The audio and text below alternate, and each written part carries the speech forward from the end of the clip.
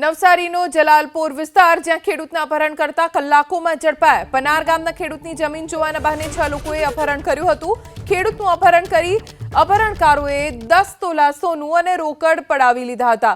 ખેડૂત પાસેથી ખંડણી મળી ગયા બાદ અપહરણકારોએ ખેડૂતને મુક્ત કરી દીધા। ગણતરીના કલાકોમાં 6 આરોપીઓ ઝડપાયા। એરગન, છરી સહિતનો મુદ્દામાલ પોલીસે જપ્ત કર્યો છે। અપહરણના ઉપયોગમાં લેવાયેલી કાર પણ પોલીસે કબજે કરી। કે ફરિયાદીની જમીન ખરીદવાના બહાને એમના એક ફોન કોલ આવે છે અને એ ફોન કોલ આધારિત ફરિયાદી પોતાની જમીન બતાવવા માટે જાય છે।